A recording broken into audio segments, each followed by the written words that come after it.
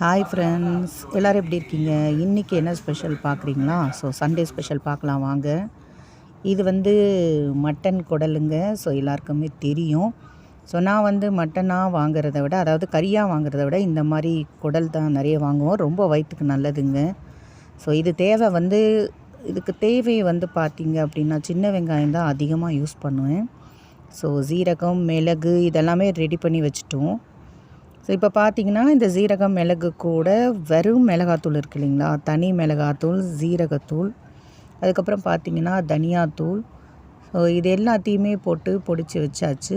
தக்காளி வெங்காயம் வதக்கிட்டு இந்த குடல் க்ளீன் பண்ண குடல் இருக்குது இல்லைங்களா, கழுவின குடல் இருக்குது இல்லையா, அதையும் போட்டு நல்லா வதக்கணும். வதக்கினதுக்கப்புறம் பார்த்திங்க அப்படின்னா நம்ம பொடிச்சு வச்ச பொடி இருக்குது இல்லைங்களா, மிளகு சீரக பொடி, அந்த பொடியும் சேர்த்துடலாம் இதில் இப்போது. சேர்த்துட்டு நல்லா வதக்கி விடுங்க. அந்த பச்சை வாசனை எல்லாமே போகணும். ஏன்னா நான் பார்த்திங்கன்னா தக்காளி வெங்காயம்லாம் அரைச்சி தான் போடுவேன். நம்ம அரைச்சி போடுறதுனால அந்த பச்சை வாசனை போகணும். நல்லா போகிற வரைக்கும் கிளறி கொடுக்க வேண்டியது தான். இதுக்கு நடுவில் நான் இன்றைக்கி சிக்கனும் கொஞ்சம் பாப்பாக்காக இன்றைக்கி சிக்கன் வாங்கியிருந்தேன். ஏன்னா அவங்க சிக்கன் ஃப்ரை பண்ணால் ரொம்ப பிடிக்கும் அவங்களுக்கு. இதில் கொஞ்சம் தயிர், இந்த கேப்பில் நான் என்ன பண்ணிட்டேன்னா கொஞ்சம் தயிரும், நீங்கள் கார்ன்ஃப்ளவர் மாவு இருக்குது அப்படின்னா அதையும் போட்டு கொஞ்சம் உப்பு போட்டு அதை கொஞ்சம் ஊற வச்சிடணும். சரி, இந்த கேப்பில் நம்ம கொஞ்சம் கறிவேப்பிலையும் கிள்ளி வச்சிடலான்னு சொல்லி கறிவேப்பிலையும் கிள்ளி வச்சாச்சு. நம்ம கொஞ்சம் தெம்பாக இருக்கணும் இல்லைங்களா. ஃப்ரிட்ஜு திறந்து பார்த்தேன், இதில் மாதுளம்பழம் இருந்துச்சு. மாதுளம்பழம் ஒன்று எடுத்து ஜூஸும் போட்டு குடித்தாச்சு. நல்லா வடிகட்டியாச்சு. மாதுளம்பழம் நேற்று தான் வாங்கியிருந்தேங்க, ரொம்ப நல்லா இருந்துச்சு அந்த பழம்.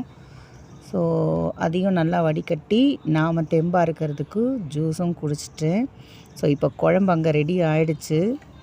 விசில்லாம் குழம்பு பாருங்கள் நல்லா வெந்து வந்திருக்கு. பார்த்திங்களா, பார்க்கவே எவ்வளோ டெலிஷியஸாக இருக்குங்க, ரொம்ப நல்லா இருந்துச்சு.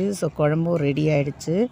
குழம்பு ரெடி ஆனோடனே ஏற்கனவே நம்ம எடுத்து வச்சுருந்த சிக்கன் இருக்குது இல்லைங்களா, ஊற வச்சுருந்த சிக்கன் பார்த்திங்கன்னா இப்போ ரொம்ப நல்லா ஊறி இருந்துச்சு.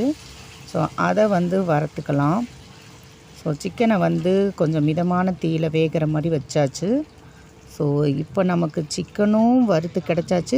இன்றைக்கி ஆஃப்டர்நூன் ஃபுட்டு, மத்தியானம் சமையல் ரெடி. எல்லோரும் வாங்க சாப்பிட்லாம். பாய், இன்னொரு வீடியோவில் சந்திக்கலாம்.